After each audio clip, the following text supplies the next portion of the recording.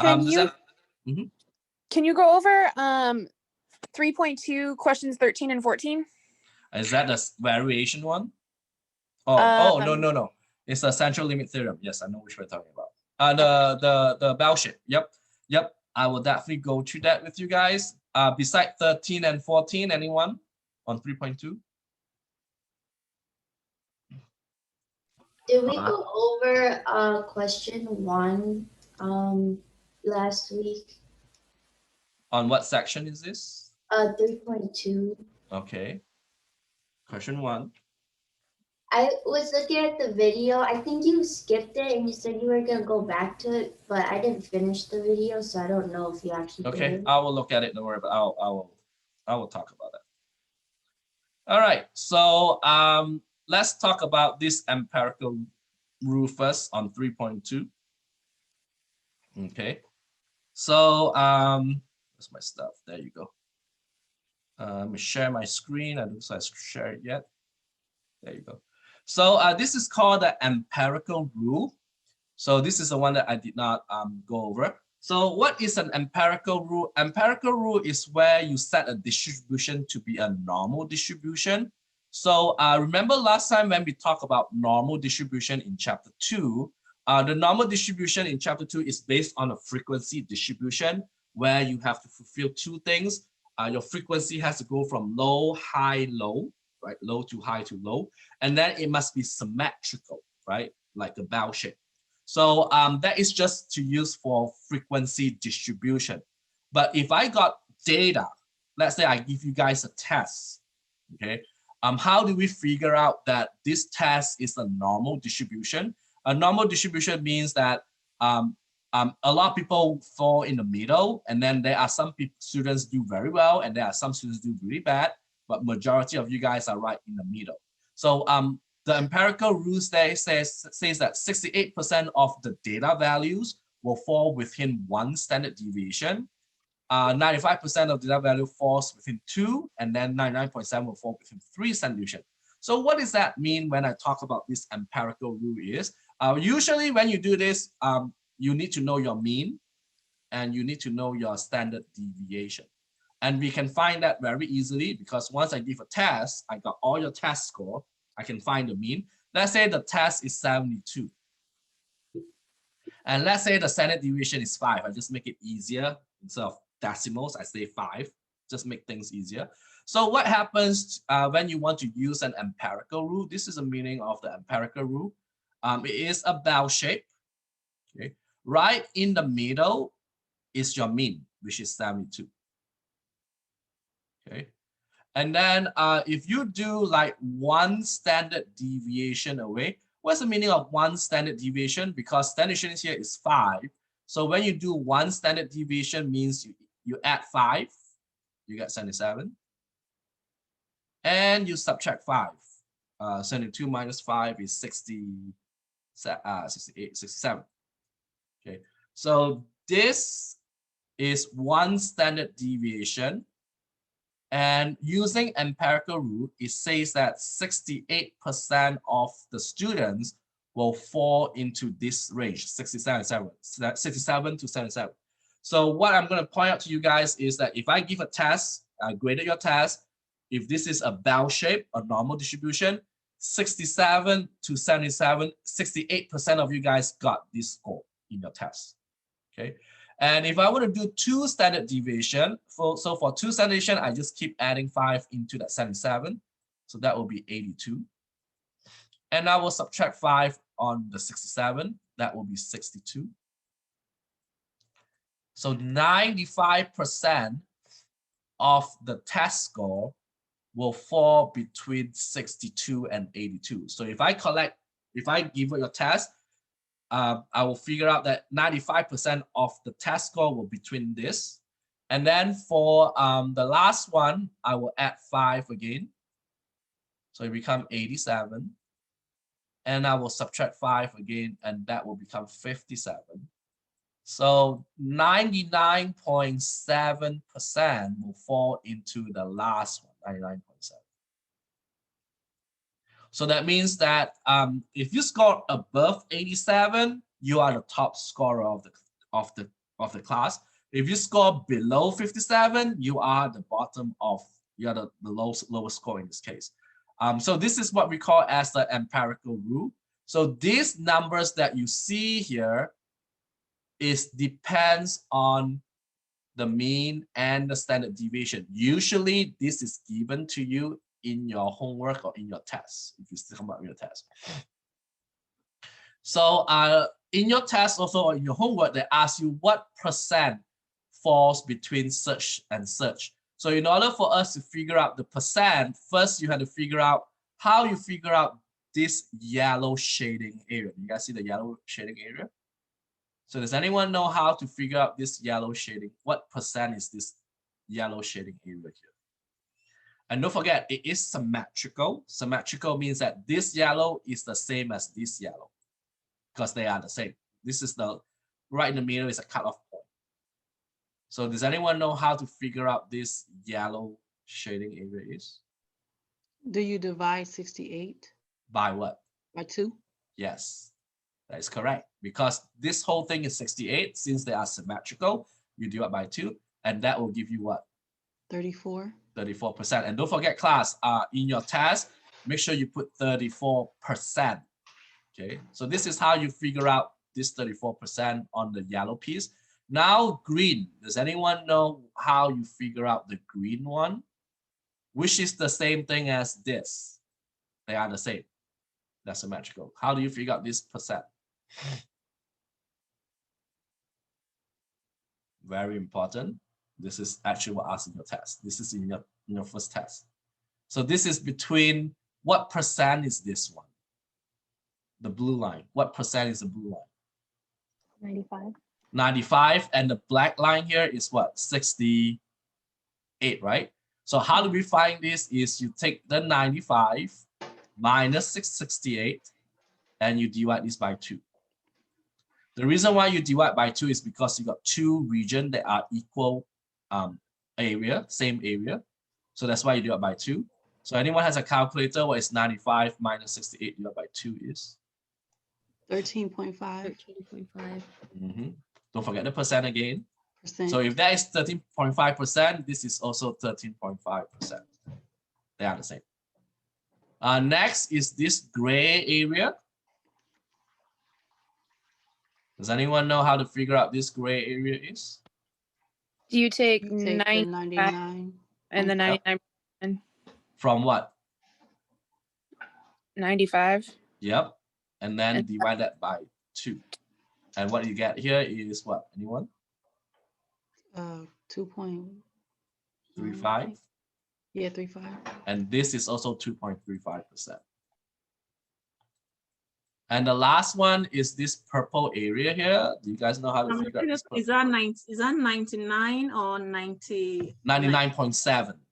Is it the answer is supposed to be negative, right? No, percent. This is all positive. These are all areas. You cannot be negative.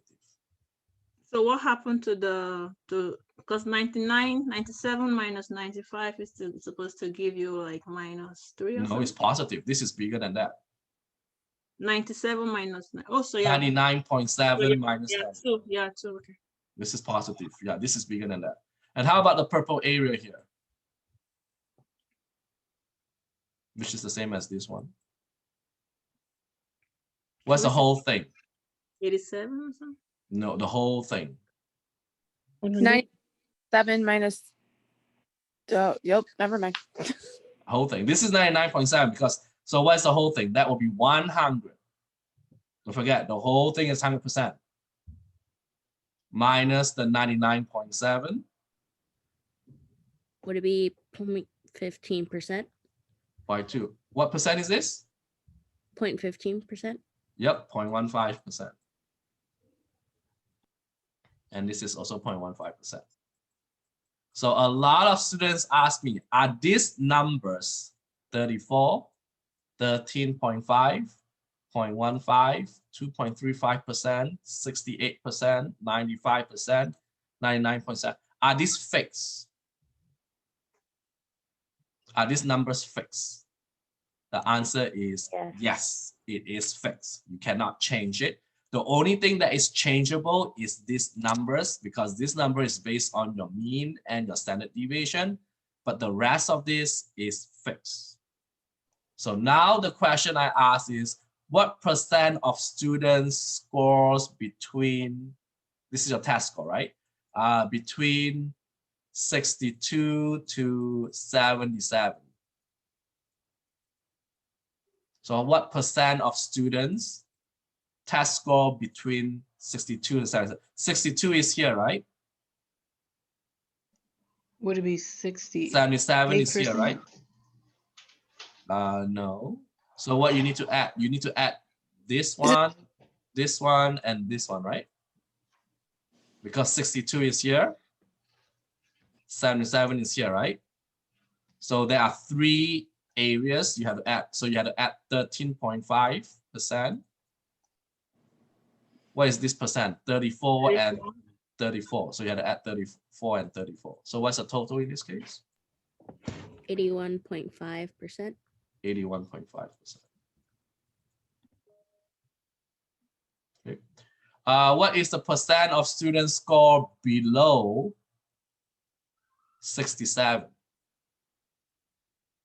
So what do you mean by below 67? 67 is this one, the pink one. Below means where you go, left or right? Left. To the left. So what percent you need to add? You need to add this percent, this percent, and this percent, right? Yes. So what are these percent? 0.15 plus what? 2.35 and 2.35 and 13.5, right? So you had to add this one, and this one, right? You guys with me here? 16. Yeah. 16. 16%. Don't forget the percent in the test. Percent. The percent is important. You guys with me here? Yes. So on the homework, it was only given like one Yeah, to they give- 3 standard deviations. So on the test, will you give like the whole Bell distribution? Yep. You will, you will in the do some test, you'll be like this. This will be there. Oh, okay. So you have to fill in this number, which is 68, 95, and 99.7. And then this number is the number that you just see just now, which is if 72, 77, 82, 87, this number is down there. Okay. And then each column of this will become, will be 34, 13.5, 2.35, and 0.15. It will be this, you'll look exactly this picture. Okay. So yes, this picture will be given in the test, like this blank. So you make sure you, so for this question number 3.24, so so now it's a different, it's the same thing, but they give us a different mean. So to say that this mean is given, this is a blood platelet count, where the mean in this case is 257.8, and the standard deviation is 60.2, and the units is 1,000 cell UL. Again, this is, I do not know what is this. If you're a nurse, you should put this.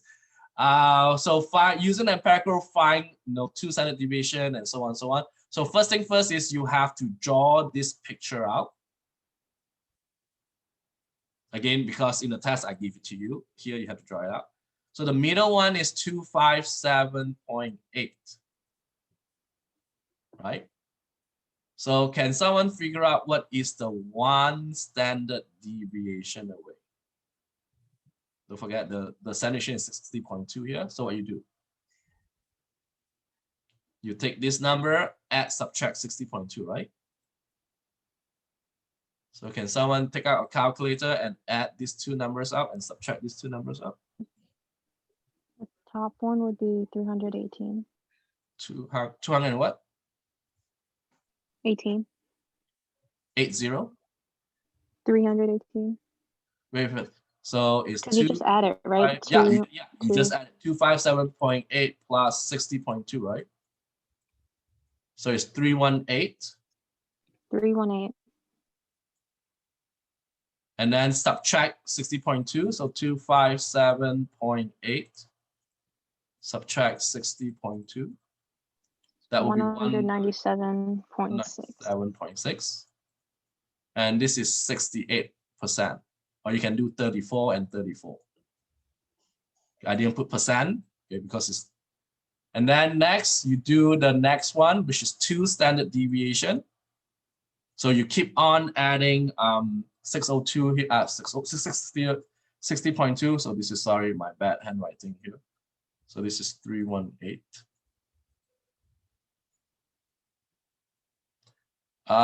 So keep on adding it. So what's 318 plus 60.2? So that is 378.2. And then you subtract this. This is 197.6, right, I believe. Minus 60.2. So this is 1374. Where did you get the 34? This is the 68, the 34%. So it's always going to be that. I just Okay. told everyone, these numbers are all fixed. So this will be 13.5,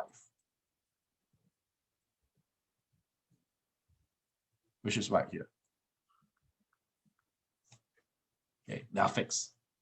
And then the last one is the third standard deviation. So how you figure out the third standard deviation is, again, you add 60.2 and subtract 60.2 from this one. So 378.2 plus 60.2, you will get 400 and something, 38.4. And then you subtract 137.4, subtract 60.2. So this is 77.2. And this will be 2.35. And this is 2.35. Again, I didn't put percent, make sure you put percent at the end there. And the last one that we have is this purple, which is 0.15. I have a question. Mm-hmm. How do we get the percentage again, please? You subtract. This one, No, you take. I did yeah, I know you subtract 257.8 from 60.60.2. This is But what how do you this get the percentage. is right here. Yeah, those ones. Is it given? Because it's 68, 95, and 99.7. So this one you divide by 2. This yellow one, you divide by 2. 68% divide by 2, because they are two same ones. Yeah, so you're going to specify the percentage, right? Yep, and this percentage I told you is fixed. Okay, it's always fixed. Oh yeah, it's always this, all these numbers, no matter what question you do, this percentages is fixed. Okay. The only number that's different is the down here, where you have to keep adding 60.2 and keep subtracting percent deviation. But Okay. all this number is fixed no matter what question you're doing. Okay, so how do we get it 34 again? Can you? Okay, this is my last time explain it, otherwise you have to watch this video again. So you divide the 6. I understand the first one, I know is divided by 2. Yeah. And then so- the next one, to get the next one, is you take 95 because it's a 2 standard deviation, subtract from 68, and then you divide this by 2. Okay. And then the next one, you take 99.7, Oh, okay. subtract by 95, divide by 2. Okay, I understand it. I was just wondering how we got the 68 because I came in late, 68, 95. But 99.7, because that's the root call. It's 68, 95, and then 95. Okay. And these are all fixed. You cannot change this. Yep. The only thing that is not fixed is this number down here, where you have to add and subtract these numbers. Yeah, so you add to the left to subtract and to the right. Yep. you Yep, you got it. Yep. So the question in this case is asking for what? Let me see what's the question asking for. What percentages is between two standard deviation of the mean? So that means 137.4 and 378.2. So if you look at 137.4, which is here, and 378.2, which is here. So what percentage is this one? So either you add all these numbers up. So what's 13.5 plus 34 plus 34 plus 13.5? Plus 13.5. 95. So that's 95. Oh, yeah. So like, I wasn't so sure. Like, let me attend the class, then I can do the other part. I just did half. Yeah, you have to do another part. And then the other one is you have to 197.6, which is this one. This is 197.6, right? And then 318. 318 is this one. This is 318. So can you tell me what percent is this? Those are the one that is symmetrical, you said? That's Yeah, they are. This is yeah. So this is 34. This is also 4 plus 34. 68. plus 68. 34, 68. Yep. Oh, women in the group. You okay here? One more. Okay. Now you have to do this question on your own. And this is the picture. So I want you guys to do this picture on your own. And this is the picture of it. I mean, this is a picture from the last one. This is question 13. So your turn to do question number 14 for me. Okay. 99.7. So you know that because 3 standard deviation is 99.7. And then what about the next one? 97.8 to 99.4, 99.44. Okay, class, this kind of questions is 100% coming up in your test. Okay, 100%. Definitely coming up in your first test. Okay. So I make it nicer with this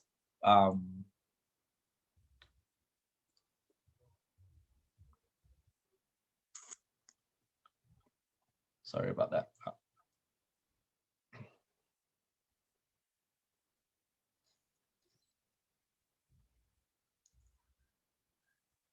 So in the test, it will look something like this. So you have to fill it out.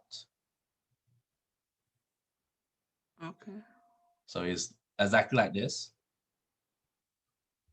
So can someone tell me what do you put in here? 100. That's the mean.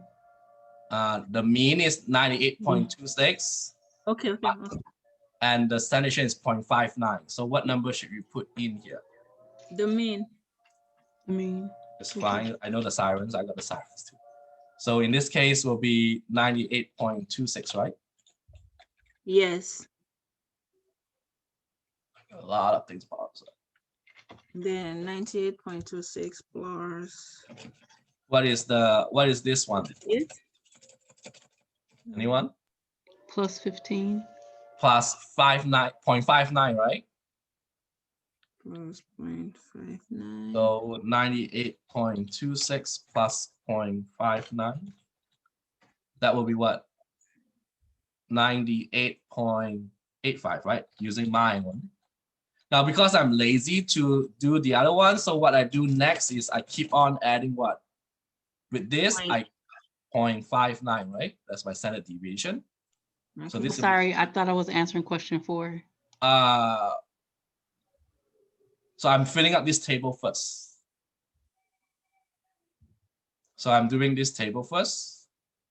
So that is 99. No, not question 4. Don't look at question 4. Look at, I'm doing question, because I don't have a table. This picture cannot import there. So I'm using this picture as this for this question. Okay, so don't look at question 4. And how do we do the next one is you add 0.59 in, right? 100.262. 100.62. 100.62. 03. Not 62. Okay. So these are the 3 numbers you put in this box. Then what number you put in this box is you subtract, right? So you take 98.26 subtracted by the percentage is 0.59. Yeah. So this is 99 point something, right? So this is 97 point something. You guys all right here? 97.67. And then you subtract again from 0.59. It's hard. 97.08. 97.08. Can you do the next one? Then 96.49. And 96 point what? 49. 49. Then you guys are quicker. If you have a table and if you have all these writing tools, you can write on it. Yeah, it's quicker. So you got something like this.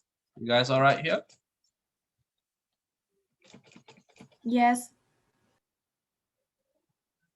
Okay. Now the picture here. Again, this is 34%.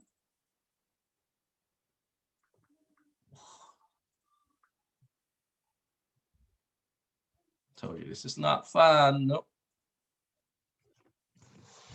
Okay. So this is like that. So this will be 34%.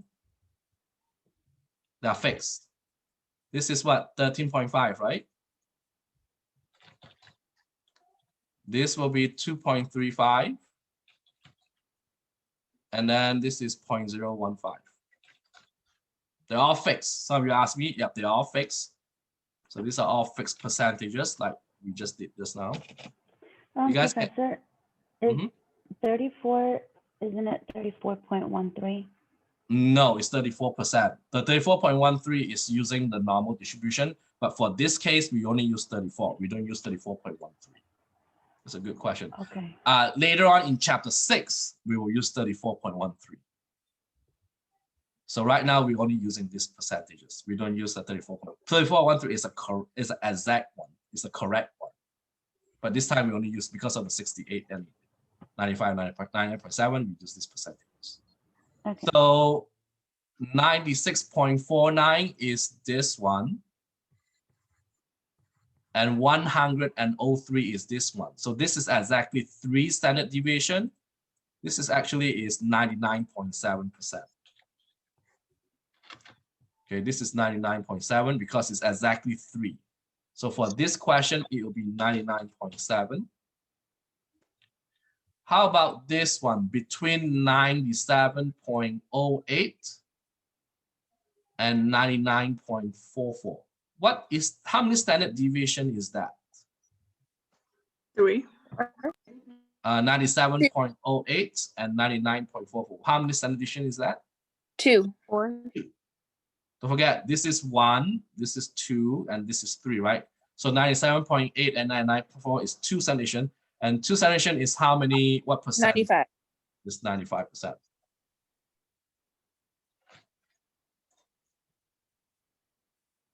Because don't forget, this is 1 is 68, 2 is 95, and 3 is 99.7. So if they're exactly 1, 2, 3 like this, then you can just use these numbers. However, what happens if I ask what percentage is it from 96.49 to 97.67? Anyone know what percentages is this one? From 96.49 to 97.67. So what percent is this? Would that just add up 13.5 and 2.35? Yep, so this is 13.5 and this is 2.35. So what is that? Is when you add it up. Kimberly? 15 point. Something? Yeah, something. 15.85. Yep, so the answer is 15.85. And don't forget, you need to put what next to it? Percent. Yep. So your answer is 15.85%. You guys okay here? And as I told you in your test, I will provide you this picture. So, which is driving me crazy now. It's not. So this picture is provided to you. So make sure you guys know how to do this. You guys all right? Yeah, so Yeah. when we get the picture, whatever you give as the mean goes to the middle, then you fill in the 65, 97, 99. And then you add and subtract the Add to sentence. the- yeah, to the right. You can practice, go home and practice like this. Try to do question 4 again here. It's the different numbers. Okay.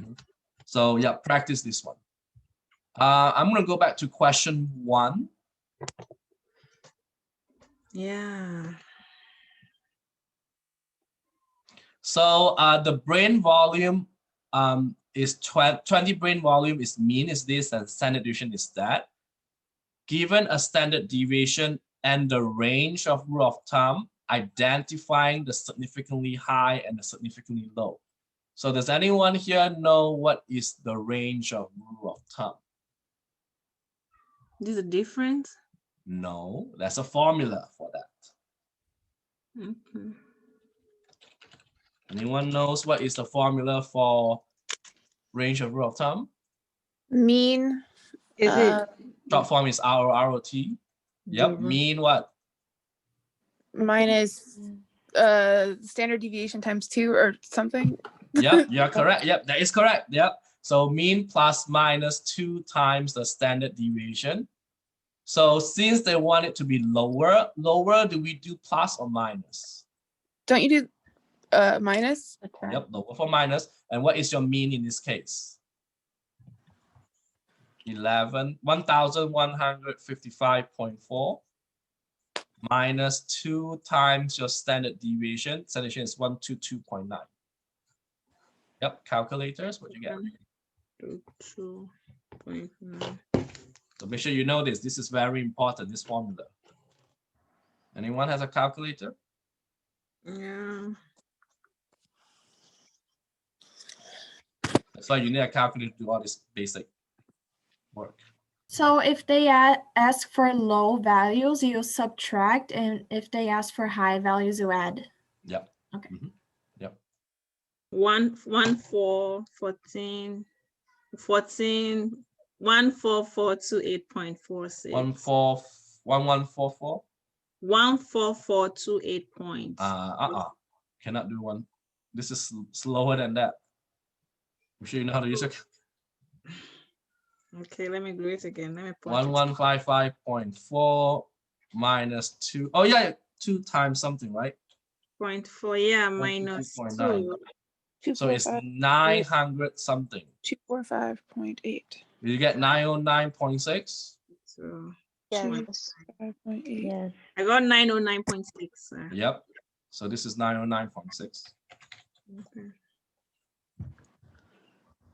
Now you do the higher. Higher is the same thing, but you just change it to plus. So this is the higher one. So try to find the higher one. Change this minus to plus. 1155 plus 2 100401.2. 5.4 1,401.2, right? point Yeah. 1401.2. So 1401.2. This is it. Whoops. And then now the question is 13813 this number 1381.2. This is a 3. Is this number is inside this range or outside that? Outside. Where is 1381.2 in here? Inside. Inside. This is 909 point something, and this is 1401, right? It's inside. It's Is inside, it sir. Inside Yeah. or outside? Inside, in between. Inside. So if it's inside, is that considered significantly high? This is not significantly high. Not. If it's in here, then this is significantly high. If it's here, it will be what? Significantly low. So what do you answer here? Is this a significantly high? Yes or no? No. Because No, because it is lower, between, or up, above. Between. In Between, it's in between the two Yep, numbers. it's between those two numbers. You're correct. You guys all right here? This is very important. So how do we know we're gonna use this? What is the keyword? Usually when I told my Plus or students, minus. what keyword you're looking for when you doesn't know, right? If this is using this, the keyword here is this one, range rule of thumb. This is a keyword. So if you get that, if you read the question and you get that keyword, that is using this formula. So I'm teaching you guys because in the test, you will see that keyword pop up. It's not going to be underlined, it's not going to be bold, but make sure you underline your own because that keyword will tell you you're going to use that. Like the question number 14 that you guys did here, the one that with the empirical rule. What keyword do we have? The keyword is called empirical rule. See that? So come again. For the 90s, the one with the bell curve one that you did here, the keyword we use is empirical rule. Okay, okay. So that's why I'm teaching you guys because in the test, a lot of students get confused. I don't know what to do. Is that going to be range of rule of thumb? Is that the empirical rule one? So you have to read the question really carefully to figure out. This is called empirical rule, the one that we just talked about. This one, remember this one we just did. This is called empirical rule. So these are the keywords that I'm teaching you guys to do because when you do my test, you know what I'm using the same keyword, and this keyword is called a range of rule of thumb. Range rule of thumb. And if it's empirical, we have this one. And then there's one question that I did not talk about. It's called the coefficient of variation. This is another keyword that you have. So when you have a coefficient of variation, you do not do the empirical rule and you do not do the range of rule of thumb. So coefficient of variation is another one. So that's the reason I'm teaching you how you guys know what question you're talking about. Is depends on what kind of keywords you're looking for. Keywords. So for this, the keyword is, this is question 8, coefficient of variation. Rule of thumb. And for this, you need to know your formula. So the formula for coefficient of variation is standard deviation over by your mean Times 100%. Yep. Times. Rachel, I might need to mute you, but please unmute yourself next time. Okay, it's fine. Yes, Linda, as I told everyone, you can use one sheet of notes for your test. So you can put whatever you want in that, including all these keywords or anything you want to do. Okay, make sure you got that ready. So when you have, so when you do this, you have to, when you do the coefficient of variation, you got 2 over here. So you have to find the mean and the standard deviation of systolic. And you also have to find the mean and the standard deviation of the diatonic. Okay. Linda, your first test is right before spring break. I think the first week of March 3rd or March 2nd. Okay, I will tell you more. Yeah, it's in your syllabus. Go check the syllabus. It's in your syllabus. So how do we find the mean and the standard deviation for this? Is you have to export it to StatCrunch. So I'm going to open StatCrunch here. So let me open StatCrunch. So make sure you have your StatCrunch. Know how to do all your StatCrunch. So I will open up StatCrunch here, which I don't need this. So so this is StatCrunch. So I'm going to open this in StatCrunch. You guys know how to import to StatCrunch, right? Open in StatCrunch. You guys okay here? Do you know how to find the mean and standard deviation for the systolic? Yeah, March 3rd. Thank you, Kimberly. Yep, it's in your syllabus. So check your syllabus. So you go to summary stats. You go to column, and you can select both of this. So Control A on systolic and the top diastolic, and then you compute. And because for this case, we only concentrate on 2, your mean and your standard deviation. Okay, we don't care about the rest of it. So for this question, let's consider systolic first. Okay, so the standard deviation for systolic is 18.83 over by the mean, which is 127.5, and then multiply this by 100. Okay. So again, mostly calculator.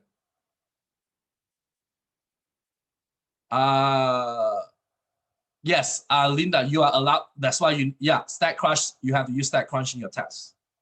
think I told you guys on the first day of class, right? You have to, you need to use StatCrunch in your test. That's the reason why. Yeah, because you will have not just 10 data, you got like 200 data. Yeah, you have to pay attention to you guys. This is, so it's 18.83 divided by 127.5 and then times 100.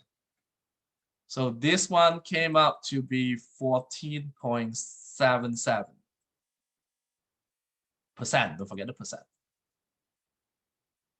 And now we will do the other one. Go ahead, do the other one, class. Do the diastolic one. The standard deviation is this, 12.96 divided by 74.4 times 100%.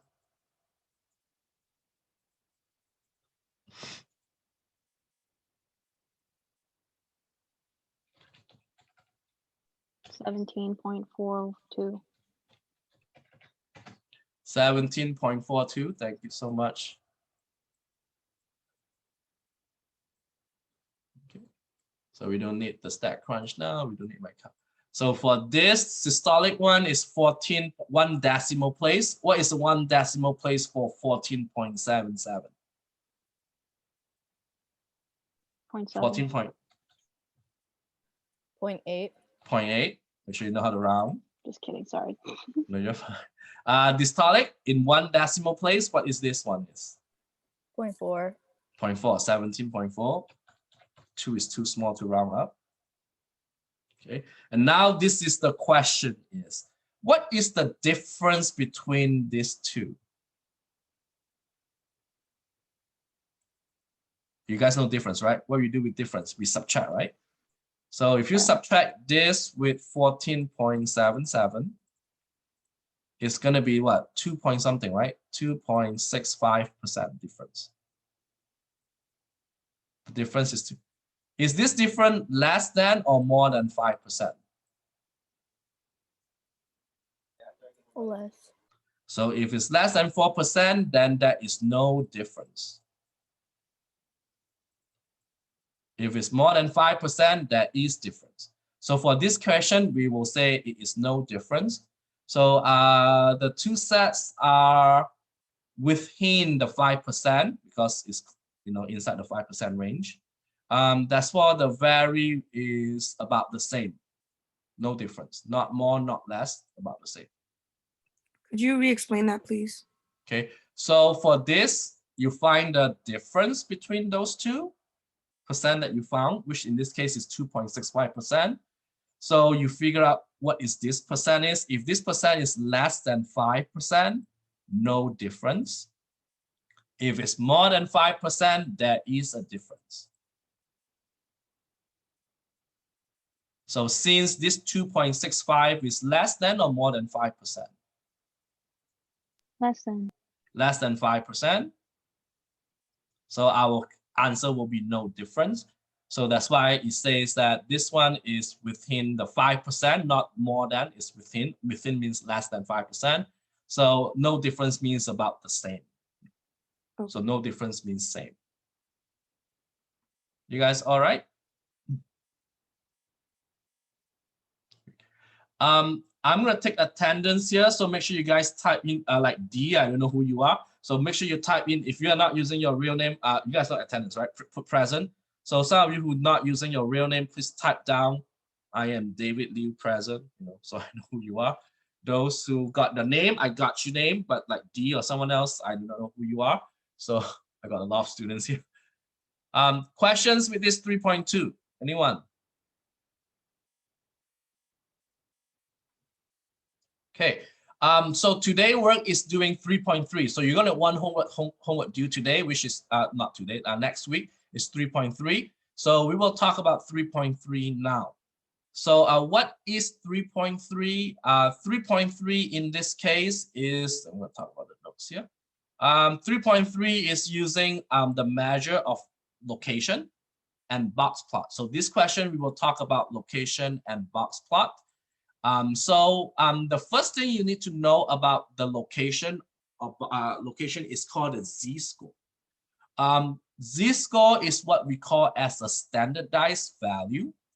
And this is, what is a z-score? Z-score is a number of standard deviation that is far away from the mean. And in order for you to calculate the z-score, you have to use this formula, x minus mu over sigma, which is you have to memorize. What is this mu is? This mu, I'm going to do it right over here so you guys can see it.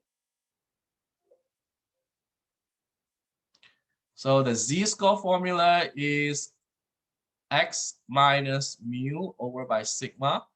Or in other words, those students who doesn't know what is all this means, x in this case is the value that you try to figure out. Mu in this case is your mean. And sigma in this case is your standard deviation. So example of z-score is like, let's say you took a test, right? And I figure out that the mean is 72, like just now, and the standard deviation is 5. Let's say you got your test score, and your test score is, let's say, 75. This is your test score. You get 75 in the test. What is the z-score that you get? So let's say you took a test. The mean is 72 of the test, is 5. Test score is 75. Your test score is 75. So how do you find this? Is you take the value, which is 75, minus the mean, which is 72, divided by standard deviation, which is 5. So this is going to be 0.6. If you take your calculator and subtract and divide, this is 0.6. This 0.6 is what we call as your z-score. Okay, the unit for standard for z-score is standard deviation. Now, remember last time when we used the empirical rule, the one with the normal distribution? Okay, you know that this is 1, 2, 3 standard deviation. Remember that? 1, 2, 3. So if you want to put this as a z-score, this will be 0. This will be 1, 2, 3 standard deviation. -1, -2, -3. So remember last time we put a number like 60 something, point something. Those are a value, but if you want to convert this into z-score, then this will be 0, and then 1, 2, 3, and -1, 2, 3. And where do you locate it? You are 0.6. 0.6 is right here. This is your this is your test score locator. And the reason why this is positive is because your test score is above your mean. If your test score is below the mean, let's say you got 67 or 68, your z-score in this case will be negative. That means your z-score will be somewhere here because your number is below the mean.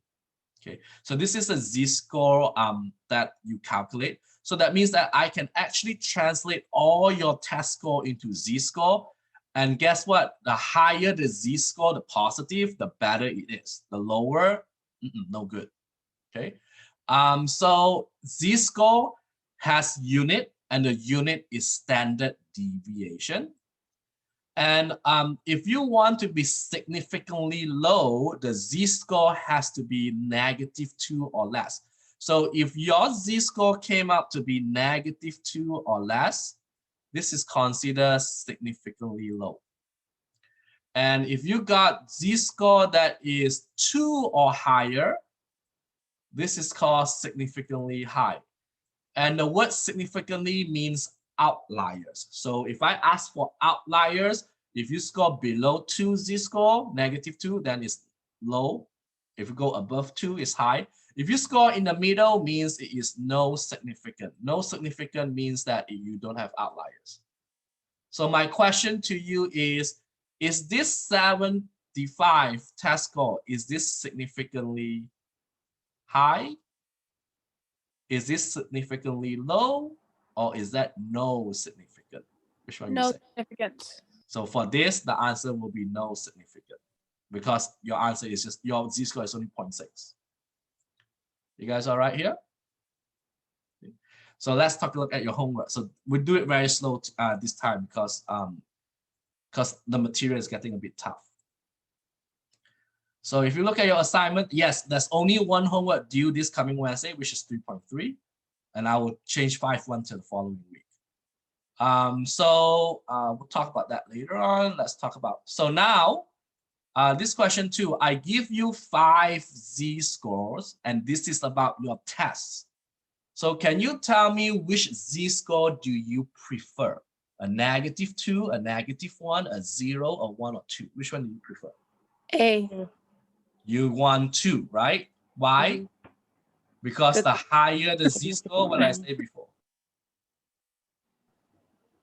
The higher the score. Yes, the higher the z-score, the higher you score. Yes, that's what you want to higher. So you try to get 2, 3, 4, even 4. If you get a z-score of 4, you are the highest top score for sure.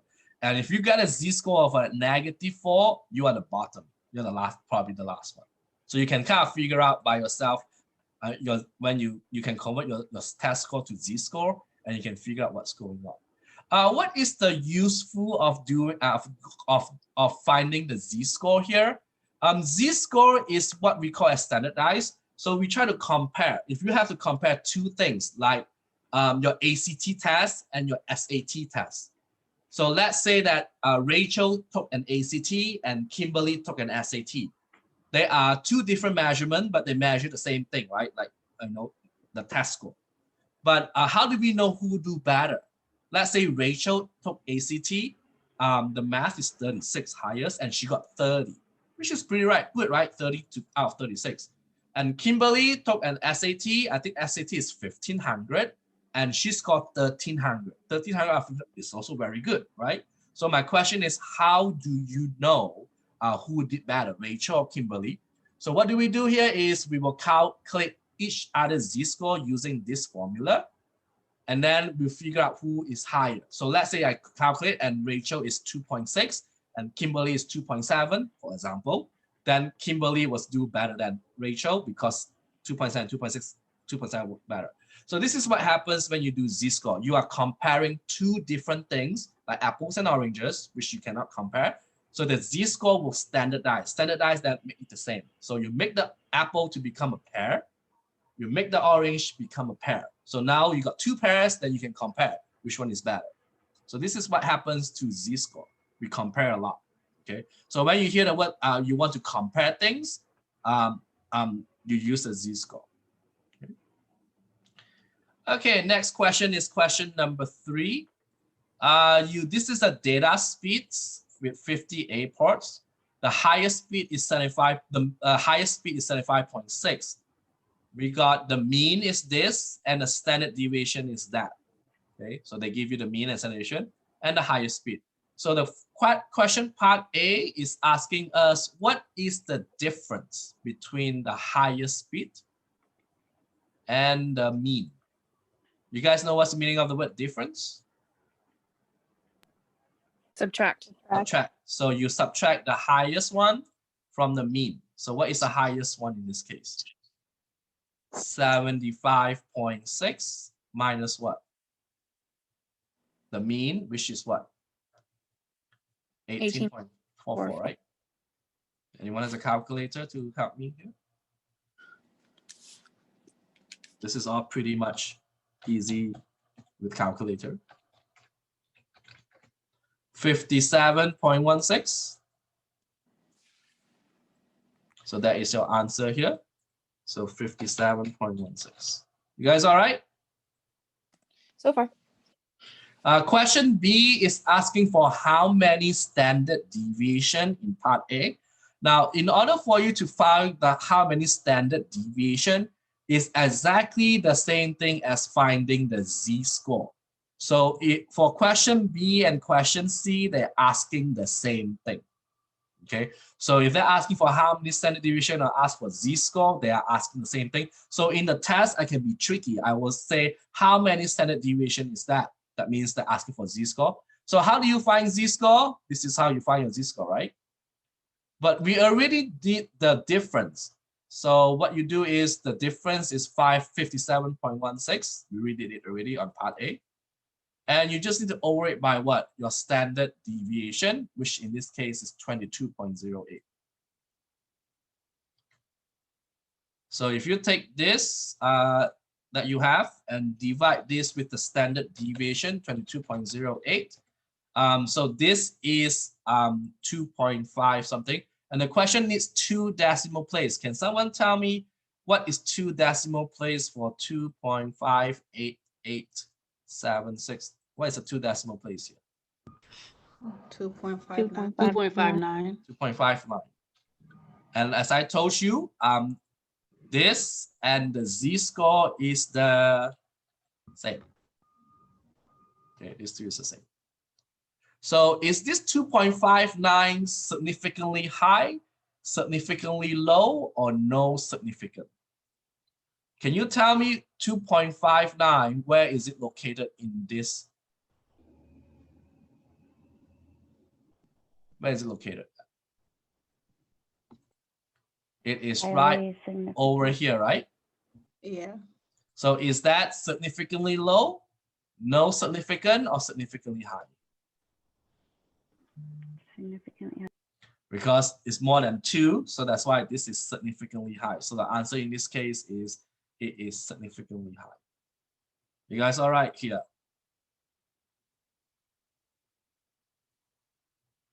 Now, I want you guys to try to do this question on your own now. It's the same as what we just did just now. Female has a pulse rate of 35 beats per minute. That is the lowest pulse rate. The female mean pulse rate is 7.79 beats per minute, and essentially it's 15.6. What is the difference between the low 35 with its mean? Find the standard deviation, find the z-score, like what we just did over here, and then figure out, is this a significantly low, high, or no significant? Try to do question 4. It's not that tough. And this is your homework. Yep. Again, you only got 1 section this week. I want you to know how to do this. It's not that difficult. You can manage.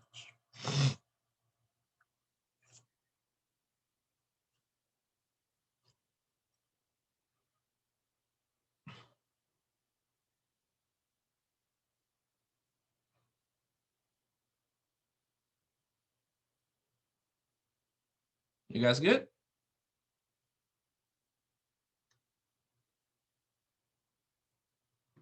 Can someone tell me what is the difference here?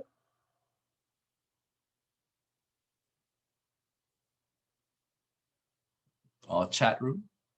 No, you're present. Anyone? Is it negative 42? Negative. I mean 22, sorry. 44, right? I got negative 44. Yep, negative 44. So make sure you know how to subtract. And make sure you put in the correct number. Okay, it's 35 take away 79. And how you figure out the standard deviation? Divide by this. Yeah. Standard deviation, which is 15.6, right? And what's your answer in 2 decimal place? Negative 2.82. Yep. And this is good for part B and part C. Because again, do you guys get?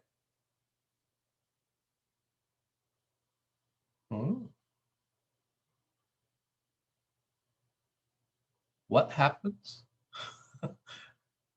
So this is something I got sometimes. Yeah, I had a problem too with that. Okay, I'm sorry about that. If you ask for standard deviation, you don't need a negative. So get rid of the negative. Sorry about that. So standard deviation, you don't need a negative. So just put 2.82, sorry. My bad. Okay, so but the z-score is negative 2.82. My bad, sorry about that. You guys okay? So when you count for standard deviation, we only take positive numbers, but the z-score can be negative and positive. Sorry about that. So B is 2.82, the positive, don't put negative. And C is the negative one with the z-score. Questions, okay? And can someone tell me, is this negative 2.82, is that no significantly, low or high? Low. It's low. It's low, yep. A -2 is the cutoff point. Anything below than that is low. Same thing happens to the rest. Question 5, you go home and do it again. Okay, that same thing. Now question 6. This is also the same thing they're asking for. What test score is supposed to be significantly low? So in order for us to do test score that is significantly low, you use the range of rule of thumb. Remember last time, this is the test score for, oh my God, grab this one. When you do your, too many things. So when you do this, this is so this is the significantly low here. So how do we figure out this is you use the range of rule of thumb. Remember, you take the mean minus 2 times your standard deviation. So in order for you to do this question number 6 here, if you want to figure out what is the low, significantly low, you take the mean, which is 21.2, minus 2 times the standard deviation, which is 4.6. And then that answer will be, and you have to score less than that. Okay, because low means you have to score less. Can someone figure out what number is this?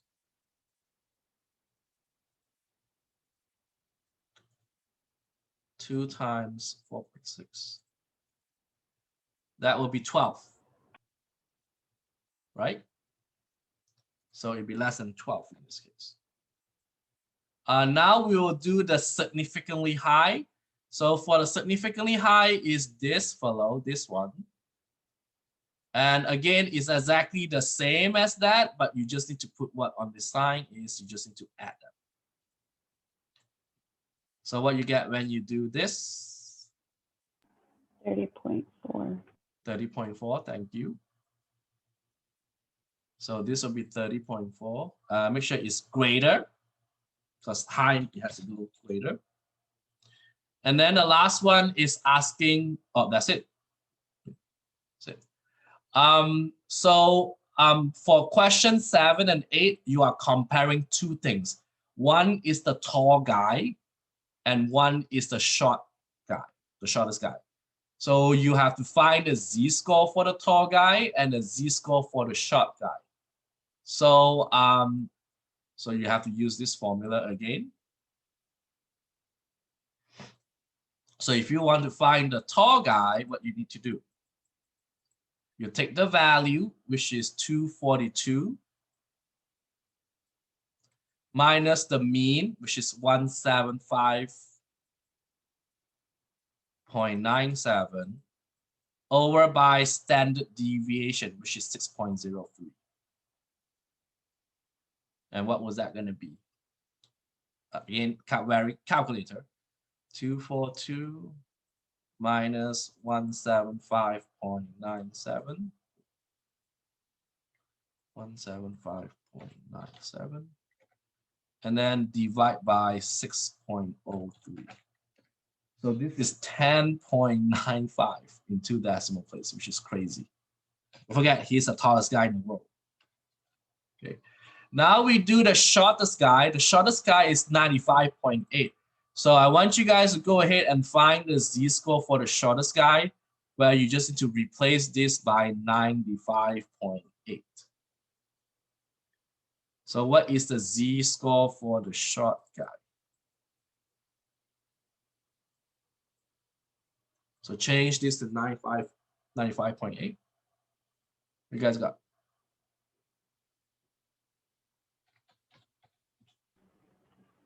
Negative 13.31. Negative 13.31.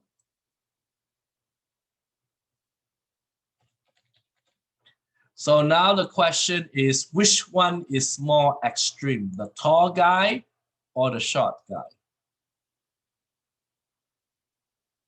So the question is, which one is further away from 0? The tallest man or the shortest man? Shortest. Because the difference is 13 and the difference for that is 10 or 11. So that's why the shortest guy has a more extreme in this case. I think it's 13.30. 30. Okay. Okay, that's good. You guys all right? So this is that's why we do the z-score is to compare two things. Okay. Next thing we'll talk about here is your percentiles and quartiles. Percentile is measured in the lowest 1% to the highest 99%.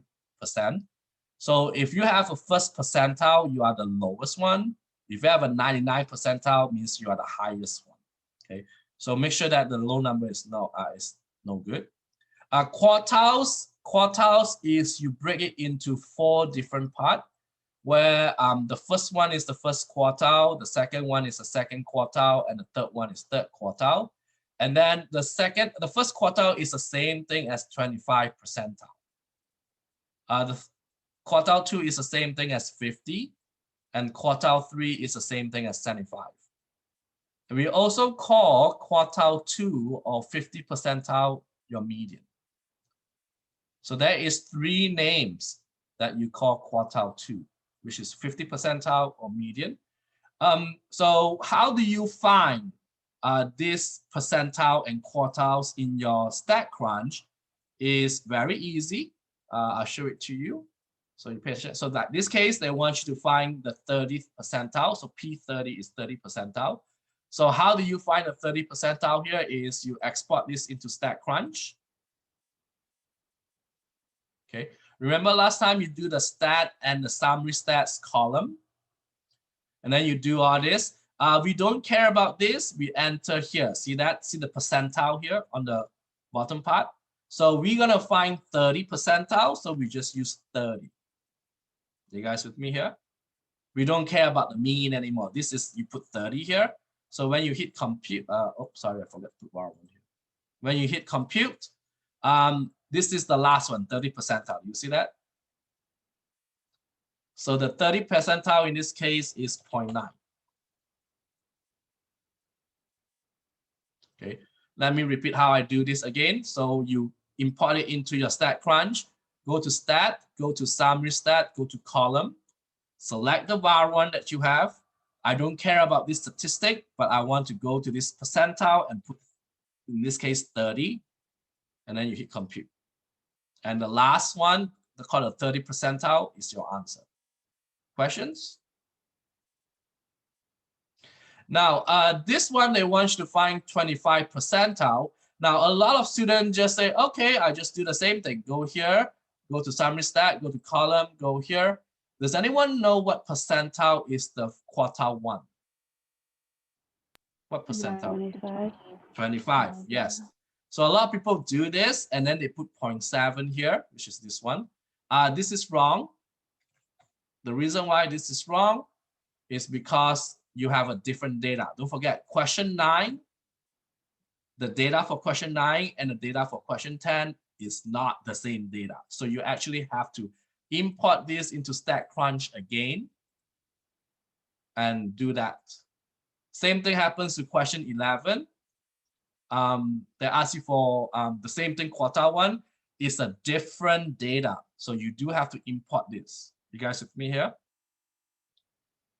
So every question has its own data, so you don't need to worry about it.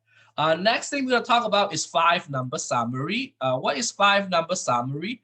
5-number summary is your minimum, your first quartile, your median, your third quartile, and your maximum. So mostly it's all done in your StatCrunch. So if you go open StatCrunch and if you select the same thing, stat, summary stats, and column, select the var1. We don't need the percentile now, so you just hit compute. They will give you all, but you just need to rearrange them in order. So what is the first one you need is your minimum. So minimum comes first, which is 2. And then your Q1 is the next one. Q1 is a quartile one, which is 6. And then median, 6.5. Don't forget you had to follow that. Q3 is 7. And max is 9.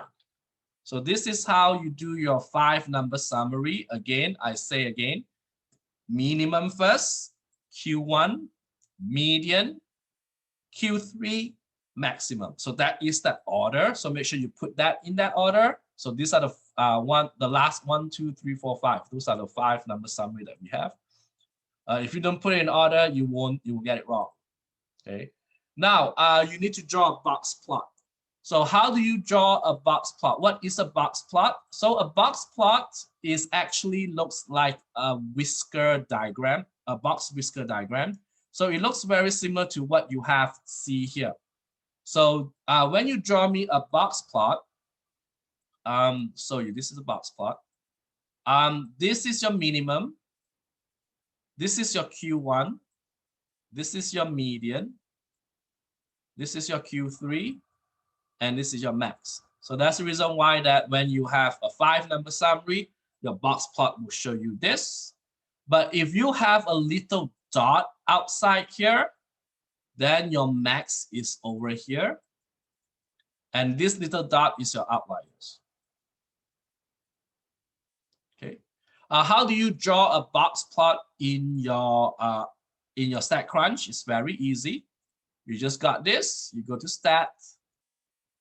No, you go to Graph. Sorry, you go to Graph, and you draw a box plot right over here. You just select var1 and draw the box horizontal. So this is what you need to check. So select var1, options, you click on this 2. Okay, and the rest you do not need to worry about. So you just compute, and you get yourself this box plot. So this box plot has outliers. This is called a normal box plot. So you do not want to see outliers. So I just added it a little bit. Just say use fence to identify outlier. You ignore it. So now you got this whole thing. So the little dot that you see just now is outlier. Because this question doesn't have an outlier, it's called just a box plot. So which one you think is the answer for this data, this box plot? A, B, C, or D? Smallest is 2, highest is 9. So which one gives you that? 2 and 9. B. B, yep, B is the right one. 2 and 9 is a.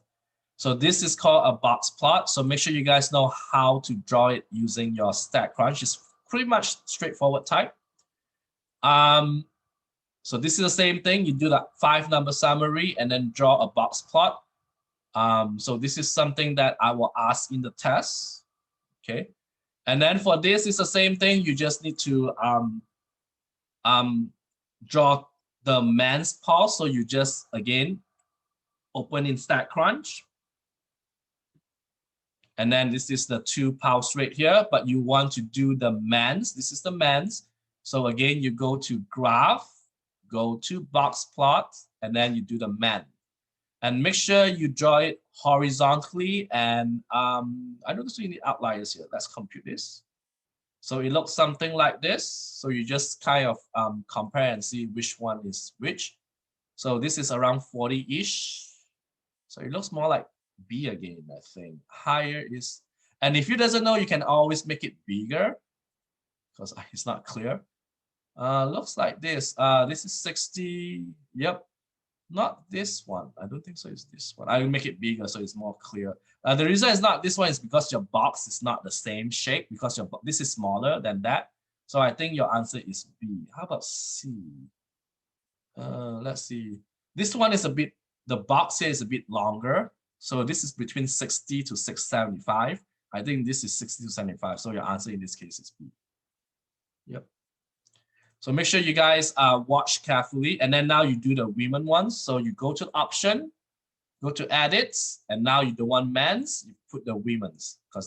And then you, yep. You compute it. And this is the women one. So again, you do this again. Yep, Teresa, you're fine. So watch the, we're almost done here. You guys all right here with this box plot? Yes. Okay, they are pretty much straightforward type. So you just need to, now this one has a X. X here means outliers. So when you do this, you will have to, this is man. So again, open on StatCrunch. So this time you have to do outliers. So you do graph, do box plots, and now you have to do outliers. So I want to tell you that in my test, this is for men, I will want you to do the outliers one. Okay, so automatically do the outliers. So that's why I want to see the outliers. So this little dot here is your outlier. So this is gonna be, looks like A to B. Okay, and then they ask you for the outliers. So this is the outlier. So now the good news about StatCrunch is, how do you identify outlier? This is outlier. So you highlight it. See, I make it pink. So 103 is your outlier here. Let me repeat. So in order for you to figure out what number is this, you just highlight this. It will turn pink, and this is your outlier. Okay, let me do it one more time for female. So for female, I need to change the men to women's. So that one, this is the new one. So I'm gonna highlight this. And this is the second one, 105. Okay, I can, oh, no. All right, I'm gonna switch this, I don't know, too many. I'm gonna do the graph of this. You get a way that you can undo all this. So you just hit box plot, women's, there's no, this one is 105. I'm sorry, I need to, let me just close everything here. You guys got the how we do this? Yeah. Yes. Yep, you just need to go to graph, go to, it's very easy. So you go to graph, you go to box plot, and then women, compute. You can just do this, and then it will tell you which row is it. So it's 105 is the outlier. So I do it horizontal. So I just click on this to draw it horizontal. So this one looks like B because it's only one outlier. This is 2. And then 105 is the outlier. You okay? Okay. And then the next one, you just need to read this and figure out which one has a higher pulse rate. So which one has highest pulse rate in this case if you compare? Now, if you want to compare two box plot together, what you do here is you just highlight and do Control-Alt. You do men's and women's together, and then you will see this. So they are highlighting both men and women. So can you tell me which one here has a higher pulse rate, female or male? Women. Women, because women is a bit more higher. So in general, it appears that male has lower pulse rate than female. So it's either B or C now because it's lower pulse rate. The variation among the male is similar to the variation. What is the meaning of the word variation? Variation is IQR. So how do you figure out your IQR using your StatCrunch? Is figure out the length. So look at this length, the length of the box, and look at this length of the box. Are they almost the same or are they larger? Look at the box of it, the length from here to here. Women's is smaller. But are they like really much big difference? No. Oh, there's not a big difference. Yep, so that means it's almost similar. So that means that your answer will be here. That means the variation is almost similar between those two. So yeah, so when you guys look at the variation here, we look at for IQR, and IQR is the difference between Q1 and Q3, which is the length of this box. And they look very similar. In order for us to have a grader, that means it has very, it shows a very, you can tell very easily. One is longer than the other one. So this one looks pretty much similar. You guys all right here? Yeah. Okay, so back to the question one. This is easy now. So if I give you this box plot, can you tell me what is your minimum, first, second, third, and maximum? What is your minimum here? 155. What is your Q1? 167.2. Yep, and your median is 175.8. Q3 is 182.3, and your maximum height is 194, right? Which is easy. But if you have this, you can actually point it out and they will tell you. See, if you just point this one out, they will tell you that your IQI is 12.5, your lower is minimum 58, highest Q1 median. You see that? So you just move your mouse towards the box plot and they will tell you all the information you have. They have 1 outliers. You see that? They got 40 numbers. And this one also have 1 outliers with 40 numbers. Just when you finish drawing a box plot, you just move your cursor towards that box plot and they'll tell you all the 5-number summary and everything. Because in my test, you have to draw this one out. Yes, when I say draw, means like copy and paste. Okay, so let's say I come up with this question in the test, you have to copy and paste and you have to label your 5-number summary. So for example, is your man will look something like this.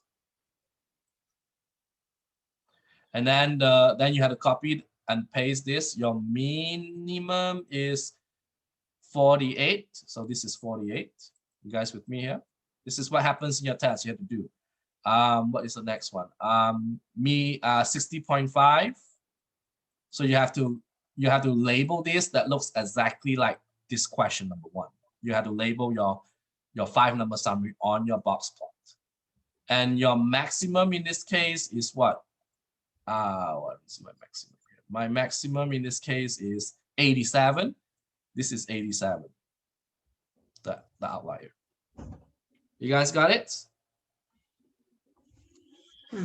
Okay.